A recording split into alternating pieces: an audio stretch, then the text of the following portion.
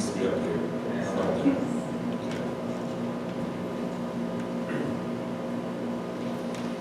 Good evening, thank you for coming. So this is my name is, I'll go through the whole issue. I'm Kosin Greg Snyder. The reason I say that is because the people at Zen Center know me as Kosin, which is my Buddhist name. My colleagues here know me as Greg, and everybody else here knows me as Professor Snyder, so you can navigate your relationships.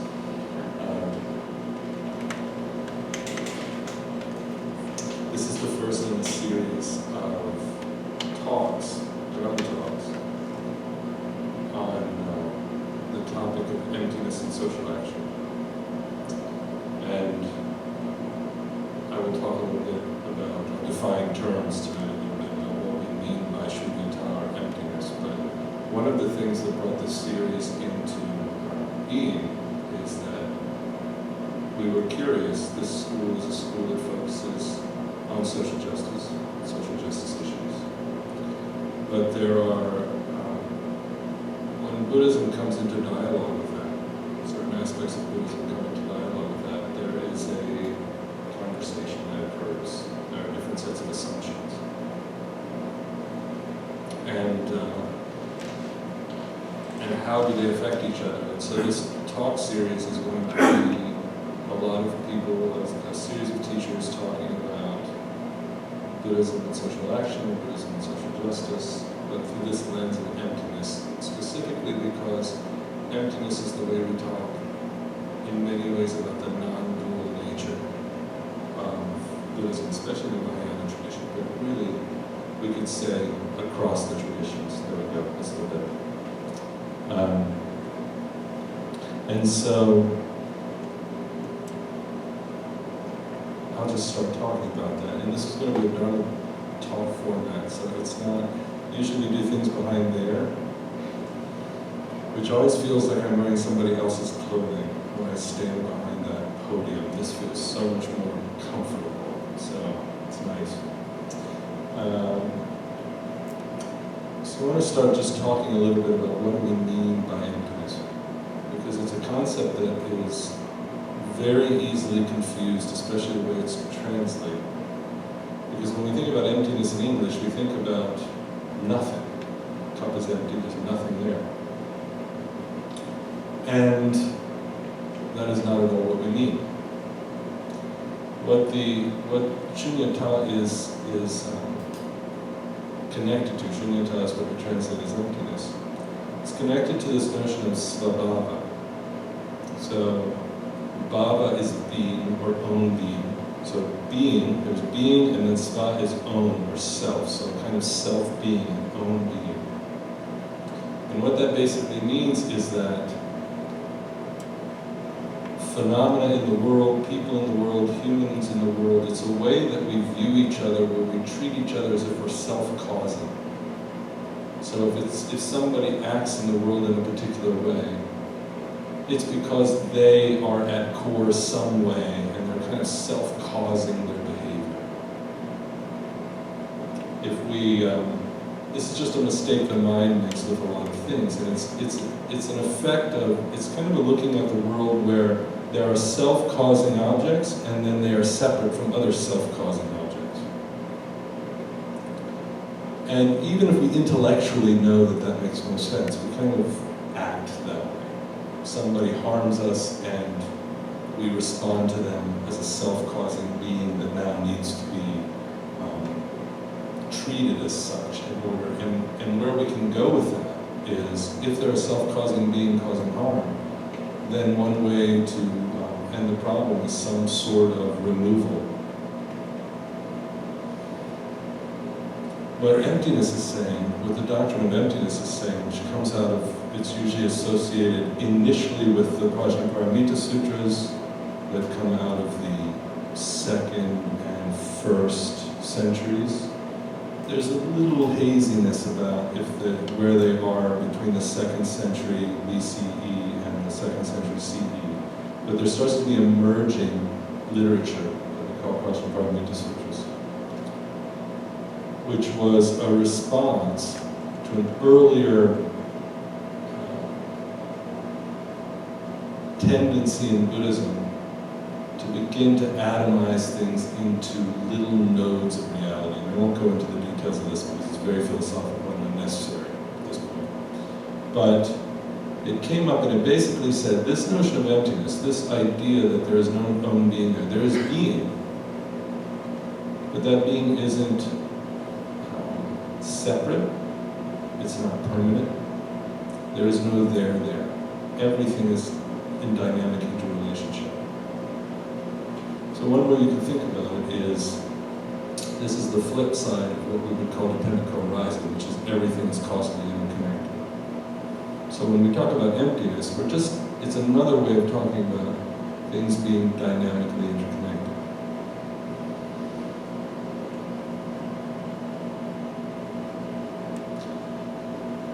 So what? So what's that mean? What it means is that the Buddha gave us a very clear analysis of the dukkha, or suffering. In the Dhammacakkappavattana Sutta, which is the sutta where he talks about the Four Noble Truths, the truth of suffering is this little clause at the end which says, in short, the five self-clinging aggregates of the mind are dukkha, or the five self-clinging aggregates, he calls them aggregates, skandhas, of the mind are suffering, or are unsatisfactory, or are result in our misery. So what's he talking about? He looked at the mind, and he said there are basically five aspects to what the mind is. There's form. We have an experience of forms in the world. There's what he called Vedana, or sense tones, which is there's sensory relationship. But that sensory relationship is either we experience it as pleasurable, not pleasurable, or sometimes neutral. Although neutral is a small category when we look closely. So the mind moves toward, sensation isn't value neutral. It's not like, oh, something touches my body or comes into my perception and I have this value neutral sensory relationship to it. If you watch the mind closely, there are certain things that arise and the mind will move toward it or the mind will move away from it. And then the next is what is usually translated as perception. So this is just the basic way the mind functions. Things are discernible. I see cushions, I see carpet, I see lights. So the mind has the capacity to discern. And then I'm going to jump to the fifth one and come back. The fifth one is consciousness, but it's vijnana. So VI operates like by in English, it divides. Okay? So it's a consciousness that experiences itself as subject and object. So our consciousness it's an interesting thing. Our consciousness automatically, and for most people this is taken for granted, and we just think it's the way the world is. But when the Buddha looked at the mind, he said, no, the mind is actually making a habitual mistake of seeing some aspects of what's arising in it as me, and everything else is something else. So this is the division he's pointing to at the base. And then the fourth one, which is the one we mostly work on when we talk about Buddhist practice, is our karma formations. So these are the formations that have to do with our intentionality and volition in the world, and the way we create wholesome fruits in the world from our actions, or unwholesome, things that result in harm and harmony. And I think it's really important, this is an important point, because it's not good and bad. It's not a right and wrong that has some sort of transcendent, what John Titano calls a sky hook. It has no sky hook that you can hang value onto. It looks at harm and harmony, and therefore it's contextual. So we're looking at the way our karma unfolds, where it either creates harm or harmony, and we're trying to understand the roots of that. So those five things, he looked at that and he said, there's something about the mind that self-grasps around these five areas. Meaning that we need them to be permanent. in some way. We need them to be, we have difficulty seeing them as dynamically interrelated. So emptiness, the doctrine of emptiness, is to begin to train the mind to see that all the arising phenomena are deeply interconnected, that there isn't anything separate or solid or permanent there. Now, some people look at this doctrine, or this, I won't even say doctrine, it's a training. Look at this training as potentially dangerous, because how do you not end up nihilistic, how do you know what to do, etc. And this usually comes, these questions usually come from traditions that don't trust the body. They usually come from traditions that see moral orientation as something that has to happen solely through logic and rational discourse, and if you start emptying all that out, if that suddenly becomes interconnected and I can't make something absolutely true over something else, then how do I know what to do? Because what the doctrine of what the training of emptiness does is train the mind to not cling in a way so that we don't turn things into absolute truths. We're no longer in the habit of making an absolute, and this is where it comes in the sense of social activity and social justice, a kind of absolute justice. There isn't something where we can say, this is unjust in every situation, and this is just in every situation. And if I learn what those rules are, then I can be just all the time, or I can be unjust all the time. Or even more so, these are just people and these are unjust people. And these people are doing unjust things in every situation. So it starts to complicate that.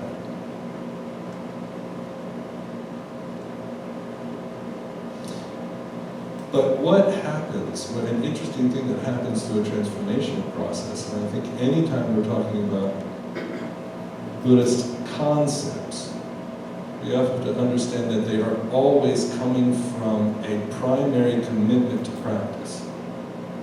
And that primary commitment to practice is always rooted in morality. And in fact, one of the things that the Buddha realized is that if you don't have a kind of transcendent place in which you root your moral understanding or moral orientation, if everything is contextual, that means that everything that happens in the mind, everything that happens in the mind has moral implications. Because we're no longer just, we have to look and see how something arises, and then how that is then related to everything else that's in it. There's a level of attention, that it's a fairly high bar. There's a level of what we call continuity of mindfulness that's required to pay attention to all of the ways these things interact with each other all of the time. So we have to be attentive throughout our day to understand how to morally orient. And so we're checking in with each other. We're trying to understand what it is. We have to stay in dialogue and conversation. I can't come up with something that's going to work in this group and exactly the same as going to work in this group.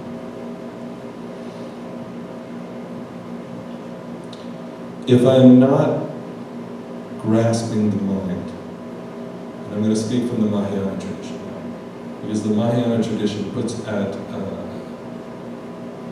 as the foundation wisdom and compassion in relationship to each other, and wisdom tends to focus on the realization of emptiness. And compassion, which comes from karuna, the root karuna is kir, which means to act. It's the same root as karma. It has to an action, so it's not just feeling the pain of the world. It's feeling the pain of the world to the point that the body and mind must react to alleviate it. So it has to respond to alleviate it.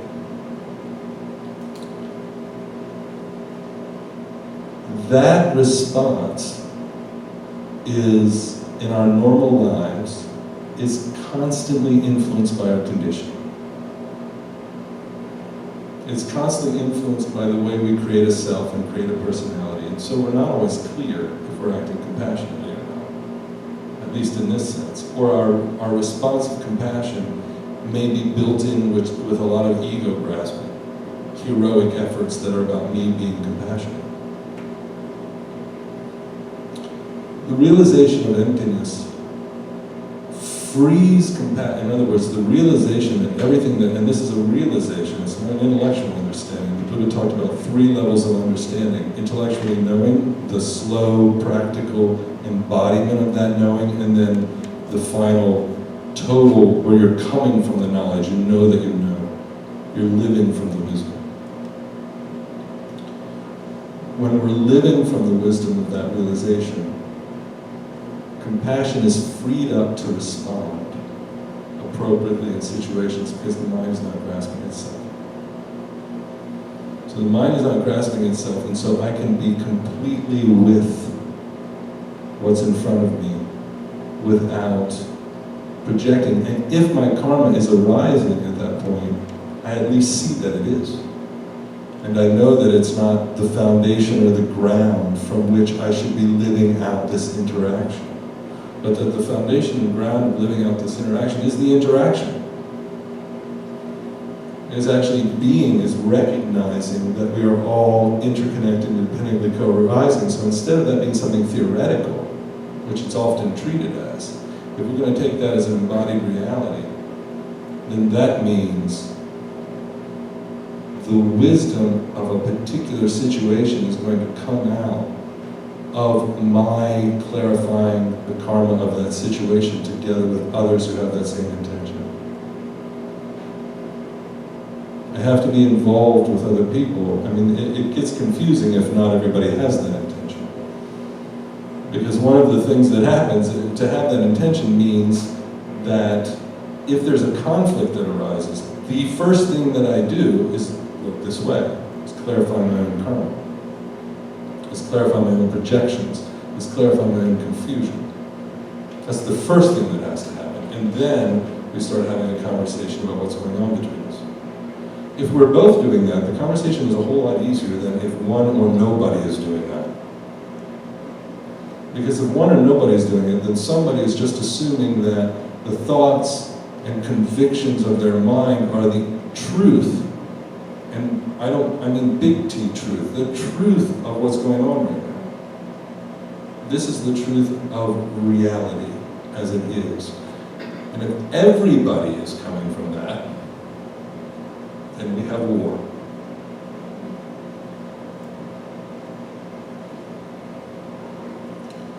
So, how does this affect social action?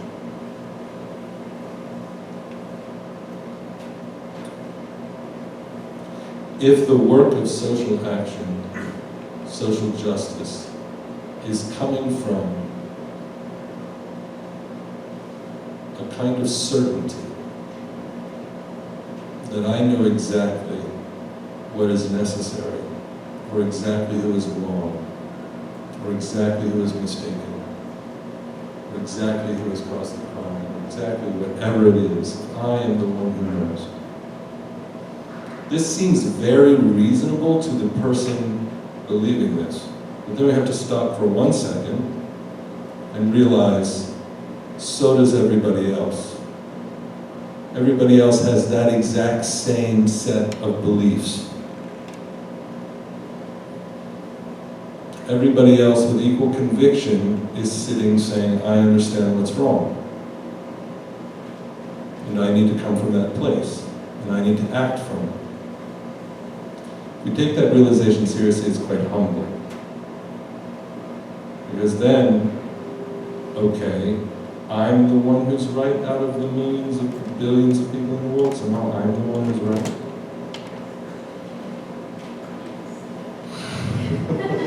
Everybody's like, yes, that's true.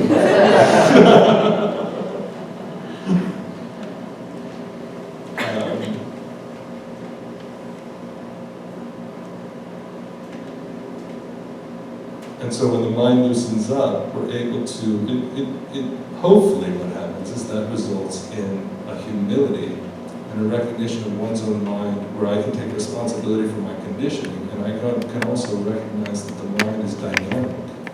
It's always shifting. It is, And when we're not involved in the process of grasping conditioned habit patterns and basically responding to the world in the same way over and over and over again, because it's the way we know how to respond. Once we release from that, something very interesting happens, which is we become spontaneous. Things start arising that are not what I would expect would be my response to something. And then it worked. It seemed to be okay. I didn't seem to have to control my way all the way through that process for it to be okay. In fact, the controlling my way through the process seemed to fail, and the not seemed to be all right. And so there's a building, there's what we might call faith, a faith or a trust in the functioning of reality as ourselves as an expression.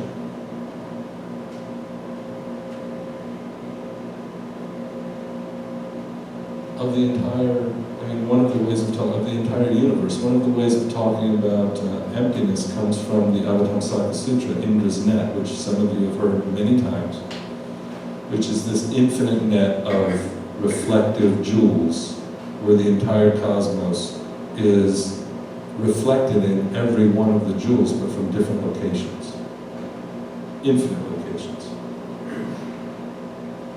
So if we take that to be representative of us, we are then both positioned and discernible, and the whole of the cosmos at the same time. One does not cancel out the other.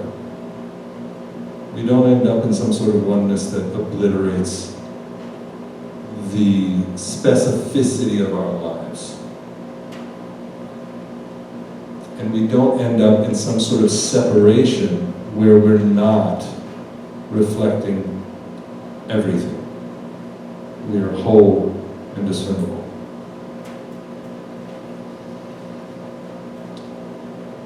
When we are living that, and that is an embodied reality, then you are the same as my finger. I would no more harm you than I would chop off my own finger. It makes no sense when the body understands this. It makes all kinds of sense when it's just intellectual understanding, because you can use any concept to be violent. The rational mind can argue any position, which is why personally I don't find it particularly trustworthy, because it can make whatever argument you want, it can make convincingly. But when the whole of the body is included, and when we look, we can't find a distinction between what we would call consciousness and the mind and the body, then there is something about the wisdom of allowing who we are to express what we are, which is interconnectedness. This then influences our sense of, suddenly the self is not a separate little tiny thing broken off. And if we look at the mind, this is the way it is. If we notice, we go back to what the Buddha said about the mind having the habit of seeing itself as subject and then everything else. We can't find that line. If we look at the mind and the body, we actually can't find it. It's a story we keep telling. I'm over here, these things are me, everything else is over there. But if we look closely at the mind is continuous. I'm in it, all of you are in it. What I call my mind, it is one continuous sea of reality. And in fact, if we look really close, we can't even find a distinction between what's called mind and what's called experience. That division breaks down. And then we have what Dogen talked about, the 13th century Zen philosopher Dogen, where he said, there's a series of lines where he says, to study the Buddha way is to study the self is to forget the self is to be realized by the myriad things. When the separation of the mind falls away, then it's the myriad phenomena realizing themselves as me, which is a radical displacement of what we call self and subjectivity. Because Because now everything is the self. Everything is my subjectivity. You are my subjectivity. So what am I going to listen to? Just the little tiny stories that go on in my head all the time? Or am I also going to listen to you? Which would be a complete understanding of who I am.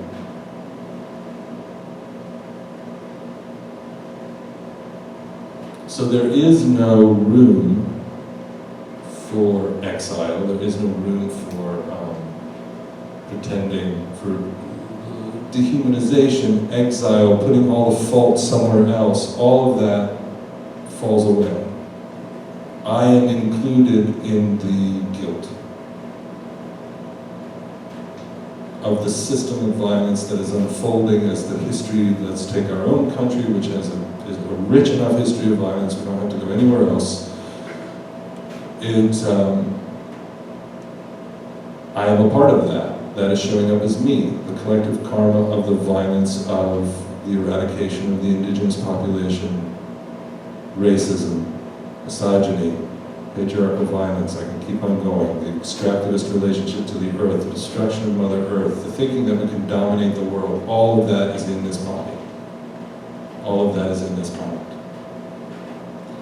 If, this is the interesting thing about domination, it requires purity, it requires the divide and a kind of purity of me and everything else is a mess. If I say that domination is over there and not in me, guess what I'm probably going to do? I'm going to start acting out in subtle ways, dehumanizing and dominating behavior. Maybe it's only in conversation. Maybe it's only in being right all the time. Maybe it's in tiny ways. But the potentiality is for it to be in enormous ways. If we don't watch, or the potentiality is that we don't pay attention to the way that kind of domination is happening already in our system. Because it's not me, it's other people. It is me. And so then, the Buddha kind of set the bar very high, then I am always in moral relationship, then I'm always looking at the contextuality of my behavior all the time, and I'm always recognizing that karmically I have inherited something that if I am unconscious and not paying attention, I will act out and replicate with everybody else who's doing that.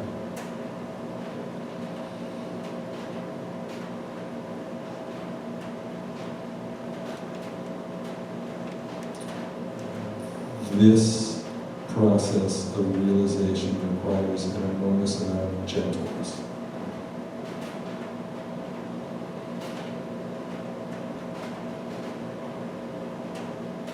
It is disconcerting to both realize the positive aspects of giving up separation, because the self wants to keep existing. It's self-clings, it wants to keep going. The separation wants to keep going. It has an inertia.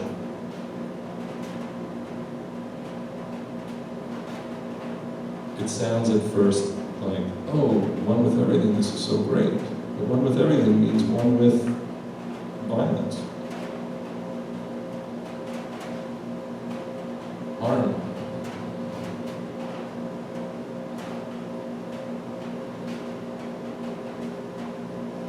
But it also means being within the whole of joy and creativity and human potential and everything that is beautiful about life. The whole table is there. So how do we live when there's social action? And this I don't want to give an answer to. This I want to put a question out and have a discussion. How do I understand social action? How do I understand social justice when the whole table is there? And it's all me. And I don't get to throw anything out as other people and them. What do I do? How do I respond?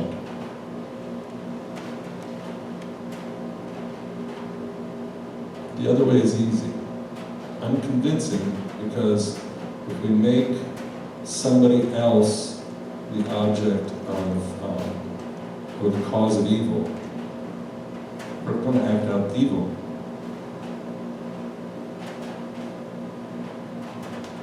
Toward them. Or there's the potential for it, we may not, but there's the potential for it always. So then we just flip it, and then we're in this kind of somersault with each other, of keeping the unwholesome karma going forward. But each side's right, and each side, if they win, will create a perfect world.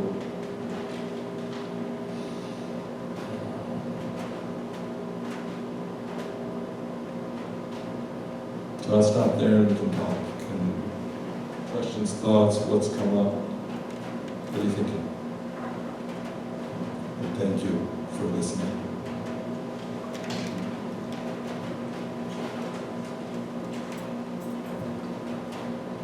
This can just be blab. You don't have to have well configured thoughts.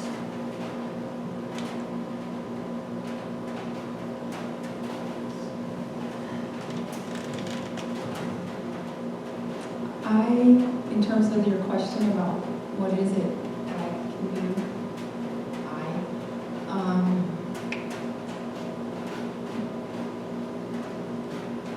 first of all, recognizing what you said, but I thought that in each moment is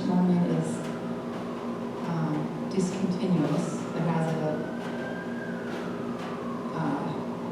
past and a future connected to it, but they don't have to hinder that moment.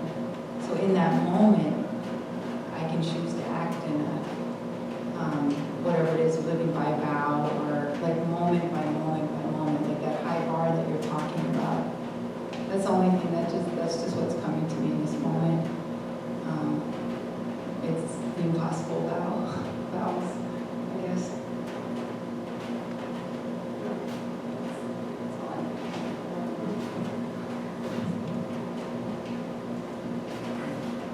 The thing that's interesting about that moment by moment, right? So this is where we run into an interesting issue with Buddhism and what's going on now. At the time of the Buddha, widespread systemic violence was just not something that was on his radar. There were way less people. He knew that, he knew most of the kings. There was certainly violence. But the violence was something that was kind of obvious in front of your face. And also, you could say there was structural violence because obviously there was plenty of misogynist patriarchy and things like that. Buddhism has done a little bit of a lousy job dealing with that.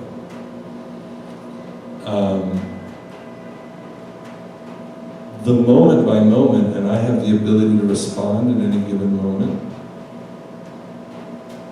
Yes. And what do we do? And this is the question. This is a question that have lots of thoughts, but I want us to think about for people who are thinking in terms of the Buddhist lens. The way the Buddha talked about the replication of karma was all in the body and mind.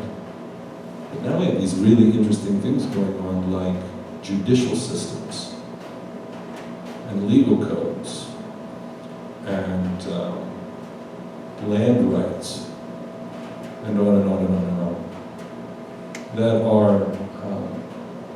that require our collective investment in some way. They become their own replication points for systemic harm. But because our minds are invested in that being the norm. And for whatever reason, we're not quite able to pull out of that. So we talk about greed, hate, and delusion as Buddhists, but are we willing to say, okay, what is systemic greed? What is systemic hatred? What is systemic delusion? How are we cultivating, each one of us, cultivating systemic greed, systemic hatred, systemic delusion? And then how do we intervene with that in ways that don't look like demonizing?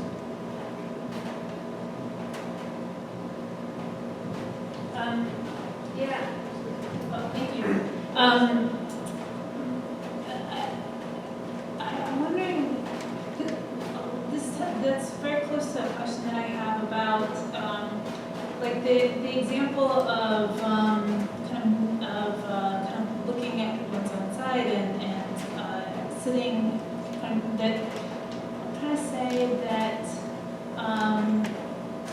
like it feels like there's a lot of language in thinking about sort of a contemplative practice that kind of looks at individual action, and it feels like I think about the debate, or not debate, but organizing around environmental change and the kind of way that kind of asking people to recycle can be sort of not looking at who's making money off of exploiting the earth.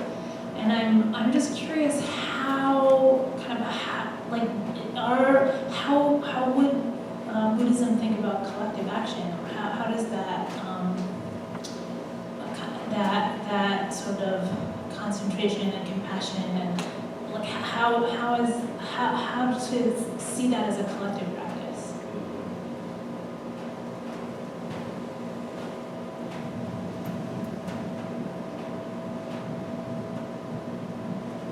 So it seems to me anytime we're talking about this, we're talking about how to interrupt karma, right? So how to transform it. Whether it be collective, well, I don't actually think there is. I think the personal collective breaks down when you're actually talking about who we are. I wasn't born into a karma-free zone that I then built up, but I was born into a world that was riddled with historic karma that then I internalized, and it became my own. So I think there's a few ways to do it collectively. One thing that I think is interesting about what Buddhism in particular can do is if it shifts the lens if it keeps the same mechanism going, which is how do you metabolize unwholesome karma and transform it into wholesome karma so that you're not harming. Keeps that same machine operating. But instead of being non-specific, I'm looking at greed or I'm looking at hatred. And this is not going to be a surprise to you coming from me, but how do we collectively look at what it is to internalize patriarchy as a replication point? Because we're doing that collectively, and that's working because we're agreeing. That's not a personal thing. We're all kind of agreeing on that. Even when we don't like to admit that we're agreeing, like in some way we're so used to that functioning the way it is that to break it is disorienting. It's beyond disorienting, it's terrifying. Like, what does the world look like? How do we organize things? How do we understand anything? It starts to collapse. So what happens and this is one of the reasons I think Buddhism has trouble going into this, because it's disorienting on a personal level to disrupt one's own karma, give it up, and then transform it. That already feels like tremendously disorienting. To do that on a social level is, I don't know even what that is, but that has to happen. For us to not harm, it actually has to happen. And the thing that I think is really important, again, I always joke, I don't think she meant to write a Buddhist book, but what Michelle Alexander wrote a very Buddhist book. Because in New Jim Crow, what she basically argues is you can change out all the institutional policies and procedures and the way it looks all you want, and if there's an internalized belief system around racism, it just morphs and takes on a new system. And that is what will continue to happen. If we keep going after, policies have to be affected, institutions have to be affected, but if the root mental causes that distort the way those institutions come into being remain, they will distort the next set of institutions. And this is the mistake we keep making.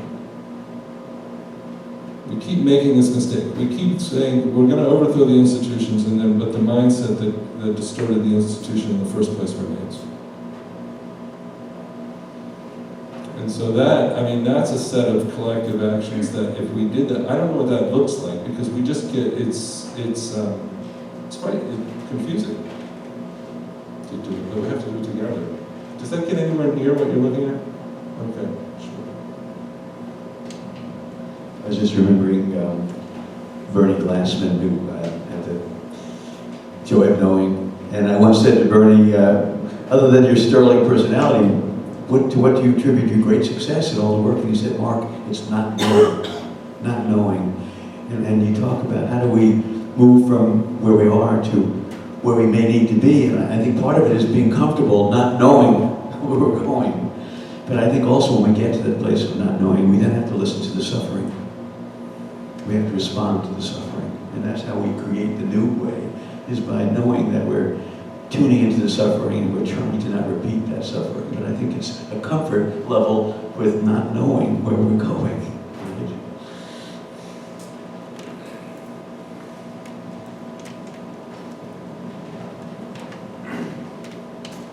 What's coming up for me and what comes up for me a lot is how do we call in as many people as possible who are not already on board,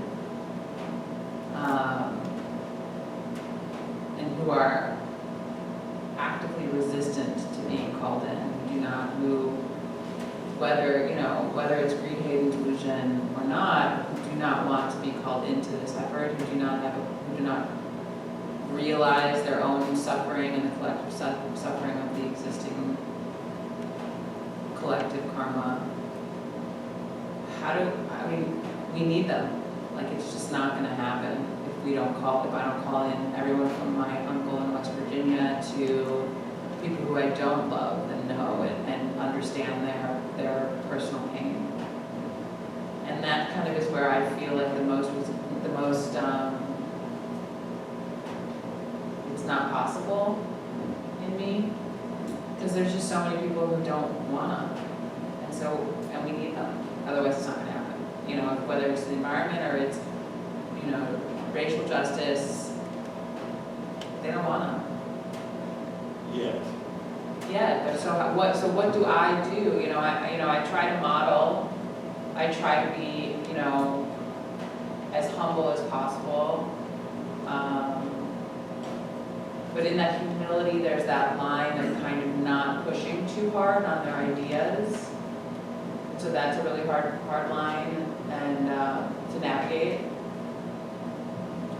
They're still separate in that way of talking. But There's still something that I need to manipulate to make do something. How do I get them in? How do I do? We can. And what I mean by that is we can't do something that changes their karma in some way. We cannot control the unfolding of what's going on for them. We can organize with the people who are interested, we can be diligent, we can do all of those things. But I don't think, manipulation has never worked. It doesn't work. And so, it works for really bad things, but for what you're talking about, it doesn't work. And so, the minute my mind goes with, how do I get people to do anything? Red flag. I can't get anybody to do anything. And if I can, there's violence. I think what comes up for me in that is that I've spent a lot of my life trying to undo my own karma, whether I knew that's what I was doing or not, until I understood that better, and trying to model justice and looking at where I'm doing wrong and surround myself with people who believe in what I believe in and all that stuff. But from my positionality, that feels, doing just that feels like an immense amount of privilege, because I'm being harmed, but my life is not on the line in the way that so many other people's are. So it feels there's a self-indulgence that it feels to it. And so I feel like I need to do more, or put more on the line. Maybe you do, but maybe that doesn't look like trying to get the people in that aren't in. I think there are probably lots of other things to do that don't look exactly like that. I mean, look what the Buddha did. It's an interesting thing to look at what the Buddha did, right? He sees a world of suffering, and he sees lots of people trying to work it out. So what's he do? He forms a community of people who have similar intentions. And that community of similar intentions had a huge effect. In fact, probably one of the reasons that Buddhism exists and all of the other experimentations at that time, because it was a time of lots of religious experimentation, with lots of leaders and so on, but somehow Buddhism was the one that was probably because of the Sangha. It was because that there was a community of like-intentioned people that were organizing together to shift the world. And not everyone agreed with them. And not everybody's going to become a part of a Sangha, and not everybody's going to become a part of a church. But because not everybody's going to become a part of a Sangha or part of a church, doesn't mean that the Sangha doesn't or continue to do what it needs to do, and the church doesn't continue to do what it needs to do, and maybe we will run out of time. I mean, this is the, like, accepting dukkha, right? This is accepting the reality of we might run out of time. But, you know, but that just has to be, you know, if there's one thing for me that Buddhism is, it's like stark reality. It's accepting stark reality, which that may be what happens. And in a certain way, a hope that's rooted in a particular outcome. This is why I think we focus on vow. A hope that's rooted on a particular outcome is not very strong. Because if I challenge that outcome in any way, your hope wobbles. You know? But a hope that is rooted in vow, that is just, this is vow, and this is the way I'm moving forward, and this is what I'm doing, and I trust life. Even if we are so foolish that we end it for our species. We won't end it for Mother Earth. Mother Earth is going to be cool. So That's where my privilege feels, where my experience of privilege crashes into that, because people are dying today. yeah, so we do something today. It's not enough, Greg. What is, but it will never, to the mind, that mind, nothing will ever be enough. The only thing that's going to be enough is, actually, there won't be. It'll never get there, because even if everybody decided now everyone's fed, now racism is gone, now patriarchy and misogyny is gone, there'll be something else that won't be enough. It'll just keep doing that. It's not enough, it's not enough, it's not enough, it's not enough. And here's the thing, you really want to, that mind of not enough is what's driving all the systems of violence.